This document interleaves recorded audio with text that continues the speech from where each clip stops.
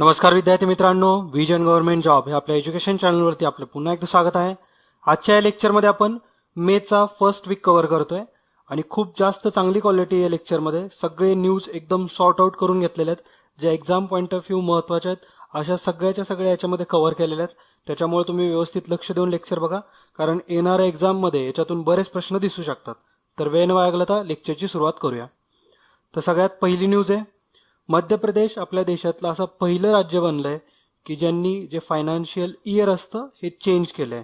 Okay, जे financial year आपण decide करतो एप्रिल ते मार्च, हे आता मध्य प्रदेशमध्ये त्यांनी चेंज करून जानेवारी टू डिसेंबर, म्हणजे जॅन टू डिसेंबर हे जे पिरियड असेल 12 मंथचा, हा फायनान्शियल इयर सेट केलाय.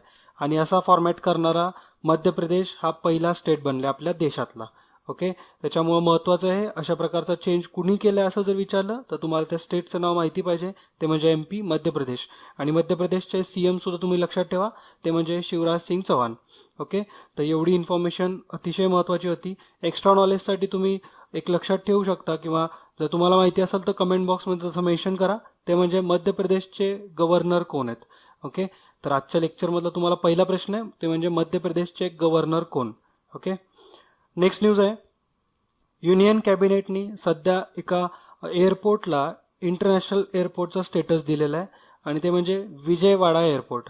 ओके, तर विजयवाडा एअरपोर्ट आता इंटरनॅशनल एअरपोर्ट असेल, तिथे इंटरनॅशनल फ्लाईट सुद्धा लँड करतील. ओके, आणि विजयवाडा हे आंध्र प्रदेशमध्ये. ओके, आंध्र प्रदेशची जी कॅपिटल रिजन आहे त्याच्यामध्ये विजयवाडा मोडतं. तर हे महत्वाची न्यूज होती. कुठल्या एअरपोर्टला रिसेंटली इंटरनॅशनल स्टेटस भेटला असं जर विचारलं तर ते म्हणजे Vijayawada airport. Okay, FIFA football कपची रँकिंग आल्यात, म्हणजे फिफा वर्ल्ड फुटबॉल रँकिंग आलेल्या आहेत. त्याच्यामध्ये भारताची जी टीम आहे, इंडियन नॅशनल टीम जी आहे, यांना 100वा स्पॉट भेटलाय. म्हणजे रँकिंगमध्ये आपला जो नंबर आहे हा 100th पोझिशनला आहे. ओके, आणि हे गेल्या 21 वर्षामधली सगळ्यात चांगली रँकिंग आहे आपली. म्हणजे आपण 100पेक्षा एकदाच फक्त आपला 94वा रँक भेटला होता 1996 मध्ये. ओके, त्यानंतर आपण टॉप 100 मध्ये नव्हतोच, 100पेक्षा मागच होतो. आणि 100th पोझिशन ही गेल्या 21 वर्षातली आपली सगळ्यात टॉप अचिव्हमेंट आहे. ओके, तर हे तुम्ही व्यवस्थित पॉईंट लक्षात ठेवा की फिफा फुटबॉल रँकिंगमध्ये, वर्ल्ड रँकिंगमध्ये आपली इंडियन नॅशनल टीम जी आहे हिचं रँकिंग आहे 100th. ओके, आपल्याला बऱ्याच जणांना माहिती असतं की क्रिकेटच्या टीमचं आपलं रँकिंग काय आहे, बट आपल्याला फुटबॉल हॉकीबद्दल माहिती नसतं. तर तुम्हाला दुसरा प्रश्न आजच्या लेक्चरमधून, तो म्हणजे आपल्या इंडियन क्रिकेट टीमचं ODIचं रँकिंग काय आहे या महिन्यातला. ओके, नेक्स्ट न्यूज बघूया आपण. एक चिनाब रिव्हरवरती एक मोठा ब्रिज बांधला जातोय, रेल्वे ब्रिज आहे हा, आणि जगातला सगळ्यात उंचीवरचा असलेला रेल्वे ब्रिज असेल, किंवा जगातला सगळ्यात उंच रेल्वे ब्रिज आहे हा. ओके, महत्वाचा ब्रिज आहे. एक्झाममध्ये शॉर्ट क्वेश्चन येऊ शकतो की कुठल्या रिव्हरवरती म्हणतील ते, तर चिनाब रिव्हरवरती आहे. आणि ऍक्च्युली जो हा प्रोजेक्ट आहे हा उधमपूर, श्रीनगर, बारामुल्ला हा रेल्वे लिंक प्रोजेक्ट आहे. त्याच्या अंतर्गत या ब्रिजचं कन्स्ट्रक्शन होत आहे. ओके, तर ह्या ब्रिजची जी हाईट आहे ही एकूण 359 मीटर एवढी हाईट आहे. एल्फेल टॉवरपेक्षा सुद्धा हा 35 मीटरनी उंच आहे. ओके, त्याच्यामुळे तुम्ही व्यवस्थित त्याच्याबद्दल माहिती जाणून घ्या आणखीन. आणि जे समोर तुम्हाला व्हिडिओ दिसतंय याच्यातून पण तुम्हाला कळत असेल त्याचं कन्स्ट्रक्शन बद्दलची माहिती. 316 किलोमीटर एवढा जो बारामुल्ला आणि जम्मू याचं जे कनेक्टिव्हिटी असेल तर ही या ब्रिजने कव्हर होणार आहे. ओके, ब्रिजची एकूण जी लेंथ आहे ही 1.3 किलोमीटर एवढी असणार आहे. जी आपली जी ब्रिजची आर्क आहे, ओके, जी आर्क जी आहे ही एकूण 485 मीटरची आहे. ह्या ब्रिजच्या कन्स्ट्रक्शनसाठी एकूण अंदाजे 512 करोड एवढं खर्च येतोय. ओके, आणि ब्रिजवरती जी ट्रेनची मॅक्झिमम स्पीड असेल ही 100 किलोमीटर पर आवर एवढी मॅक्झिमम स्पीड असणार आहे. ओके, हे सगळेच्या सगळे पॉईंट्स तुम्ही नोट डाऊन करा. एकूण जो प्रोजेक्टसाठी जी कॉस्ट लागणार आहे ही 20,000 करोड एवढी आहे. मात्र ब्रिजवरचा जो स्पीड आहे हा 100 kilometre per hour maximum speed असेल, मात्र तो 220 किलोमीटर पर आवर हा सुद्धा अचिवेबल आहे. तर हे सगळे पॉईंट महत्वाचे होते. हा कुठल्या रिव्हरवरती ब्रिज होणार आहे हा सगळ्यात महत्वाचा आहे, ते म्हणजे चिनाब रिव्हरवरती. ओके, आणि कुठल्या प्रोजेक्टच्या अंतर्गत आहे तर Udhampur, Srinagar, Baramulla railway link project जो आहे ह्याच्या अंतर्गत ह्याचं कन्स्ट्रक्शन होईल. ओके, 512 करोड एवढा याचा जरी कन्स्ट्रक्शन कॉस्ट असली तरी चिनाब रिव्हरवरती जे जम्मू काश्मीर ह्याच्यासाठी जो पूर्ण कनेक्टिव्हिटीची जी कॉस्ट राहील हे 1100 करोड एवढी सुद्धा अराउंड राहू शकते. ओके, त्याच्यामुळे तुम्ही हे सगळे पॉईंट महत्वाचे लक्षात ठेवा. नेक्स्ट न्यूज बघूया आपण. रिसेंटलीच आपण ब्रह्मोस मिसाईल टेस्ट केलंय. तर ब्रह्मोस ब्लॉक 3 नावाचं मिसाईल आपण टेस्ट केलंय. हे अंदमान निकोबारवरून आपण टेस्ट केलेलं आहे हे मिसाईल. तर हे एक तुम्हाला माहिती असेल याच्याबद्दल बरीच माहिती. हे आपल्या इंडिया आणि रशिया यांचं जॉईंट व्हेंचर आहे किंवा इंडिया आणि रशिया दोघांनी देशांनी मिळून हे ब्रह्मोस मिसाईल बनवलेलं आहे. ओके, आणि याची जी रेंज आहे सध्याची ही 450 किलोमीटर आता करण्यात आली आहे. ह्याच्या आधीचे जे सगळे ब्रह्मोसचे जे मिसाईल्स होते तर त्यांचे 290 किलोमीटर एवढी रेंज होती. मात्र सध्या MTCR मध्ये आपण सिग्नेचर केल्यामुळे किंवा MTCR मध्ये आपला समावेश झाल्यामुळे आपण 450 किलोमीटर एवढा त्याची जी अचिवेबल रेंज आहे ही आपण एक्सटेंड करू शकलोय. आणि पुढे जाऊन आपण ते 600 किलोमीटर एवढी सुद्धा डिस्टन्स करू शकतो. ओके, म्हणजे आपण पुढे जाऊन त्याच्या रेंजमध्ये चेंजेस करू शकतो. आता रिसेंटलीच इस्रोनी एक सॅटेलाइट लॉन्च केलंय. महत्वाचं आहे आणि फार न्यूजमध्ये होतं त्याच्यामुळे अतिशय महत्वाचं आहे. तर साऊथ एशिया सॅटेलाइट SAS ह्याला आधी सार्क नाव देणार होते. मात्र त्याच्यातून पाकिस्ताननी माघार घेतल्यामुळं किंवा पाकिस्तान याच्यामध्ये सहभागी झाला नाहीये त्याच्यामुळे साऊथ एशियाई सॅटेलाइट नाव दिलंय त्याला. आणि हे रिसेंटलीच इस्रोनी लॉन्च केलंय.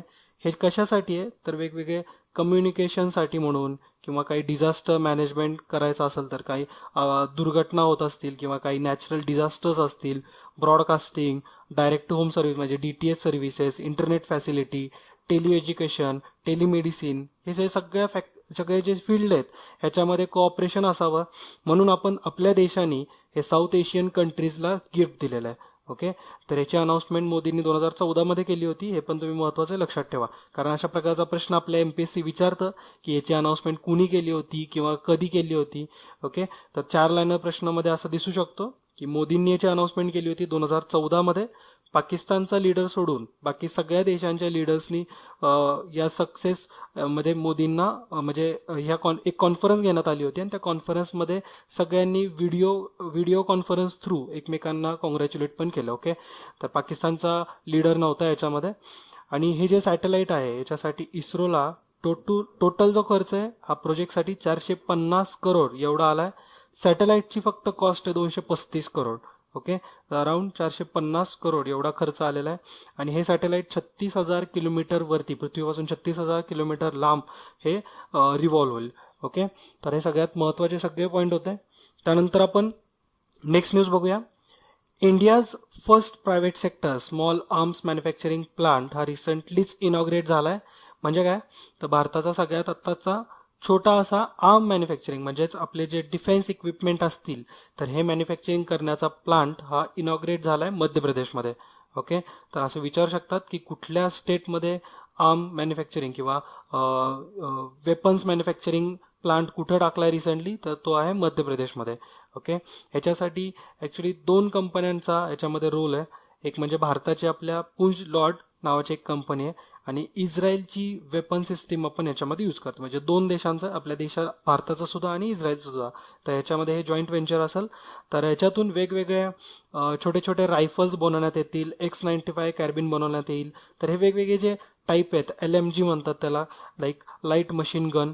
तर हे सगळं मॅन्युफॅक्चरिंग रायफल्स वेगवेगळ्या टाईप्सच्या मॅन्युफॅक्चरिंग करणार. तर ह्याच्यासाठी हे असेल. ओके, तर हे कुठली भारताची कंपनी इन्व्हॉल्व आहे याच्यामध्ये तर पुंज लॉर्ड रक्षा सिस्टीम याला नाव देण्यात आलेलं आहे. पुंज लॉर्ड रक्षा सिस्टीम. ओके, नेक्स्ट न्यूज बघूया आपण. एक रिसेंटलीच इंटरनॅशनल कॉन्फरन्स झालेली आहे. ही महत्वाची आहे कारण सिरियामध्ये सेफ झोन क्रिएट करावा याच्यासाठी म्हणून रशिया, इराण आणि तुर्की या 3 देशांनी डील साईन केलेली आहे. ओके, आणि ही जी कॉन्फरन्स होती किंवा ही जी मीटिंग होती ही अस्तानामध्ये पार पडली आहे. अस्ताना तुम्हाला माहिती असेल कझाकिस्तानची कॅपिटल आहे ती. ओके, कझाकिस्तानची कॅपिटल जरी विचारलं एक्झाममध्ये तर त्याचं नाव आहे अस्ताना. तर हे पण तुम्ही लक्षात ठेवायचं आहे. त्याचबरोबर रशिया, इराण आणि तुर्की यांनी ही डील साईन केली आहे आणि ही डील कशासाठी आहे तर सिरियामध्ये एक सेफ झोन तयार करण्यासाठी म्हणून. ओके, त्यानंतर पुढची न्यूज बघूया. इंडिया आणि तुर्की याच्यामध्ये एक डील साईन केली किंवा एक अग्रीमेंट साईन झालेलं आहे. 3 वेगवेगळे सेक्टर्समध्ये साईन झालेले आहे. ते म्हणजे ICT, training and culture. Okay, information communication technology ICT म्हणजे, आणि ट्रेनिंग अँड कल्चर. तर याच्यामध्ये कॉपरेशन असावं म्हणून ॲग्रीमेंट केलेलं आहे आपण. तुर्की आणि इंडिया याच्यामध्ये, तुम्हाला समोर दिसतं असेल तुर्की, तर तुर्की आणि इंडिया याच्यामध्ये आपल्यामध्ये टोटल $6.4 बिलियन एवढा व्यवहार चालतो. याच्यामध्ये जास्त एक्सपोर्ट इंडियाकडून आहे, $5.7 बिलियनचा आपण एक्सपोर्ट करतो बिलियन्स डॉलर्सचा, आणि $0.7 बिलियन आपण इम्पोर्ट करतो. ओके, आणि हे टार्गेट आता वाढवायचं ठरलंय, त्याच्यामुळे हे महत्वाचं आहे. मी त्याच्यासाठी हे फिगर सांगतोय तुम्हाला. हे जे टार्गेट आहे सध्याचं $6.4 बिलियन आपली एवढी अचिव्हमेंट आहे दरवर्षीची.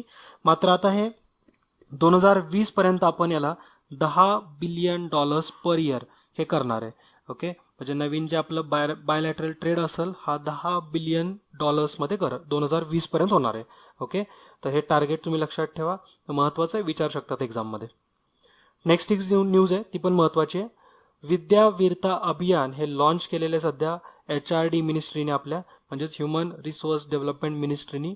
तर हे जे विद्यावीरता अभियान असेल हे कशासाठी ॲक्च्युली, तर आपल्या स्कूल्समध्ये आपल्या जे आपले सोल्जर्स आहेत, असे सोल्जर्स ज्यांना परमवीर चक्र भेटलं होतं, तर अशांची एक फोटो गॅलरी बनवण्यात येईल, किंवा एक वॉल असेल, त्याला हिरो वॉल म्हणण्यात येईल. आणि त्याच्यावरती म्हणजे याच्यातून ॲक्च्युली काय होणार की आपल्या मुलांमध्ये, लहान मुलांमध्ये, शाळेतल्या मुलांमध्ये नॅशनलिझमची भावना वाढावी, त्यानंतर पेट्रोटिझम म्हणजे देशभक्ती वाढावी. तर ह्याच्यासाठी म्हणून एक अशी वॉल असेल, त्याच्यावरती त्या सोल्जर्सचे फोटोज असतील, त्यांचे जे शूरता आहे ती त्याच्यावरती दर्शवली असेल. तर याचं नाव आहे विद्यावीरता अभियान. तर महत्वाचं आहे. आणि हे कुणी लॉन्च केलं हे विचारू शकतात एक्झाममध्ये, ते म्हणजे ह्युमन रिसोर्स डेव्हलपमेंट मिनिस्ट्रीनी. ओके, परमवीर चक्र जे आहे हे 26 जानेवारी 1950 पहिल्यांदा देण्यात आलं, किंवा त्याची सुरुवात करण्यात आली 26 जानेवारी 1950 परमवीर चक्रची. आणि परमवीर चक्र हे भारताचं हायेस्ट मिलिटरी अवॉर्ड्स आहेत. ओके, हे आपल्या तिन्ही सेक्टर्समध्ये दिले जातात. हायेस्ट मिलिटरी अवॉर्ड कुठला विचारला तर परमवीर चक्र. ओके, हे वर्ल्ड लार्जेस्ट सोलर पार्क बद्दल आपण लास्ट वीकमध्ये पण बघितलं होतं. तर वर्ल्ड लार्जेस्ट सोलर पार्क जे आहे हे आता सध्या आपण बघतोय की ते म्हणजे अदानी पोर्ट जे तामिळनाडूमध्ये आहे, अदानी पार्क, तर त्याला ते रिप्लेस करते. म्हणजे अदानी पार्कची आधीची कॅपॅसिटी होती अराउंड 650 मेगावॅट, आणि जे आत्ता सध्या जे आपण कर्नोल इथं जे आपण एस्टॅब्लिश केलेलं, आंध्र प्रदेशमध्ये कर्नोल इथं जे आपण हे वर्ल्ड लार्जेस्ट सोलर पार्क जे बसवतोय, तर ह्याची जी कॅपॅसिटी आहे ती असेल 1000 मेगावॅट. ओके, तर हे महत्वाचं आहे, विचारू शकतात एक्झाममध्ये कुणाला रिप्लेस करतोय, तर अदानी पार्क जे की आधी तामिळनाडूमध्ये होतं, आणि आताचे जे आपलं आहे कर्नोल हे आहे आंध्र प्रदेशमध्ये याची कॅपॅसिटी असेल 1000 मेगावॅट. ओके, महत्वाचं आहे. नेक्स्ट न्यूज बघूया आपण. ही कंपनीशी संबंधित एक न्यूज आहे, ॲपलशी संबंधित आहे. तर ॲपल हे US मधली अशी पहिली कंपनी बनली आहे की जिनी $800 बिलियन मार्केट कॅपिटलिझम बनवलं आहे. ओके, तर मार्केट कॅपिटलायझेशन हे ॲपलचं बनलेलं आहे आता $800 बिलियन. ओके, तरी तुम्ही एवढं फक्त लक्षात ठेवा, याच्याबद्दल जर न्यूज आली ॲपलबद्दल तर तुम्हाला माहिती पाहिजे. हा सायन्स अँड टेक्नॉलॉजीचा प्रश्न बनू शकतो एक्झाममध्ये असा. ओके, नेक्स्ट न्यूज बघूया आपण. महाराष्ट्राशी संबंधित ही न्यूज आहे, महत्वाची होती म्हणून आपण या फर्स्ट लेक्चरमध्येच कव्हर करतोय त्याला. तर महाराष्ट्र गव्हर्नमेंटनी सध्या एका गोष्टीवरती बॅन केलेलं आहे, ते म्हणजे जे HFSS कॅटेगरीमधले फूड असतात, म्हणजेच high in fat, salt and sugar. तर या कॅटेगरीमध्ये जे फूड असतात, या फूड प्रोडक्ट्सला स्कूल कॅन्टीन्समध्ये पूर्ण आपल्या राज्यभरामध्ये बंदी आणलेली आहे. म्हणजे ज्या स्कूल्समध्ये हे HFSS कॅटेगरीमध्ये जे फूड आहेत यांच्यावरती बॅन केलेलं आहे महाराष्ट्र गव्हर्नमेंटनी. ओके, तर अशा वेगवेगळे 12 कॅटेगरी आहेत. मग याच्यामध्ये जसं की नूडल्स आहेत, देन सॉफ्ट ड्रिंक्स असतात, बर्गर्स, पिझ्झा, केक, हे जे सगळे फास्ट फूड आहे म्हणतो आपण त्याला. तर तशा प्रकारचं जे फूड आहे हे आता शाळेच्या कॅन्टीनमध्ये विकायला किंवा बनवायला बंदी घातलेली आहे महाराष्ट्र गव्हर्नमेंटनी. ओके, त्याच्यामुळे महत्वाची न्यूज होती, लक्षात ठेवा. नेक्स्ट न्यूज बघूया आपण. ही न्यूज आपल्या जिओग्राफिकल इंडिकेटर्सशी रिलेटेड आहे. आता रिसेंटलीच एक नवीन जिओग्राफिकल इंडिकेटर ॲड झालेला आहे, ते म्हणजे आंध्र प्रदेशचा बेंगानीपल्ली हा मँगोची एक कॅटेगरी आहे. तर ती आता जिओग्राफिकल इंडिकेटर्समध्ये ॲड झालेली आहे. ओके, तर हा महत्त्वाचा पॉईंट होता. एक्झाममध्ये याच्याबद्दल विचारू शकतात. त्याच्यामुळे खाली 2 लिंक दिल्यात, त्या लिंकवरती तुम्ही जा. गव्हर्नमेंटची ऑफिशियल वेबसाईट कधी पण फॉलो केलेली चांगली राहील. आणि एक विकिपीडियाची पण लिंक अवेलेबल आहे, ती पण तुम्ही बघू शकता. ओके, विकिपीडियावरती पण इन्फॉर्मेशन दिलेली आहे. मात्र विकिपीडियाची आकडेवारीमध्ये एवढा जास्त तुम्ही विश्वास नका ठेवत जाऊ, कारण ते जास्त अपडेटेड नाही आहेत. विकिपीडियावरती आपल्या टोटल इंडियामध्ये GI म्हणजे जॉग्राफिकल इंडिकेटर्स किती आहेत असं जर दाखवलं तर 258 दाखवतोय विकिपीडियावरती. मात्र आपल्या गव्हर्नमेंटच्या ऑफिशियल वेबसाईटवरती तो आकडा 295 आहे.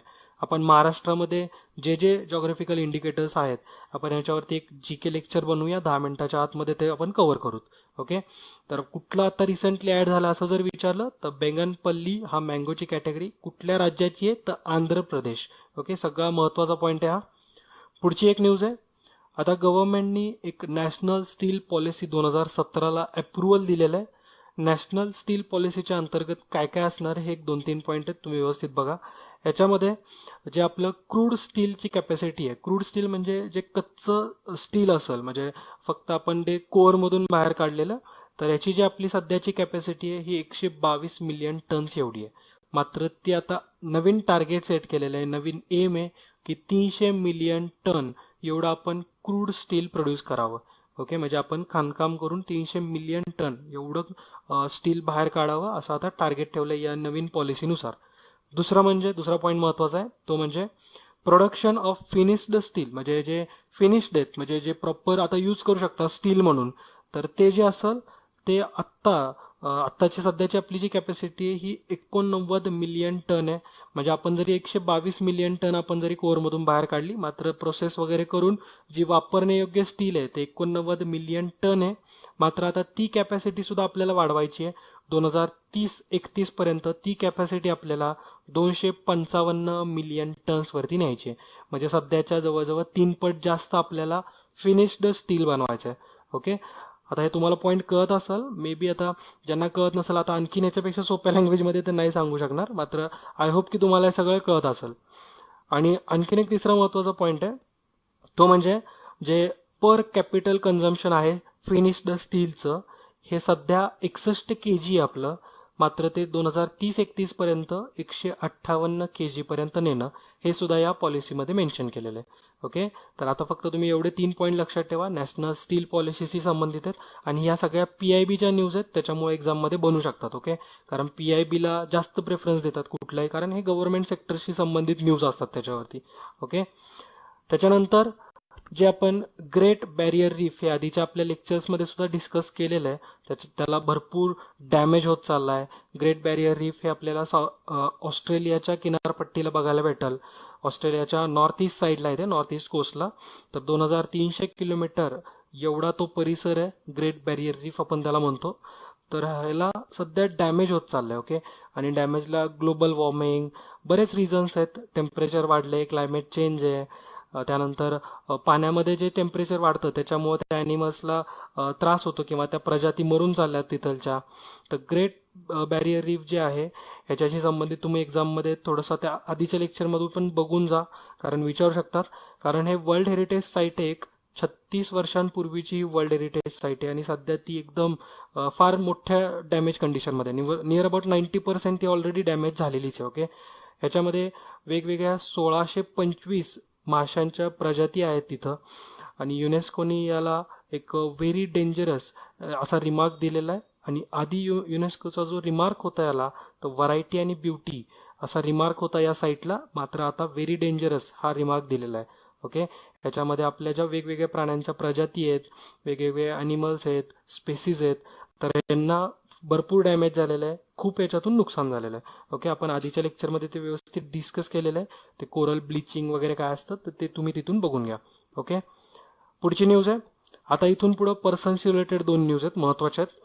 आपली जी इंडियन क्रिकेट टीमची फास्ट बॉलर आहे, इंडियन विमेन क्रिकेट टीमची फास्ट बॉलर, तिचं नाव आहे झुलन गोस्वामी.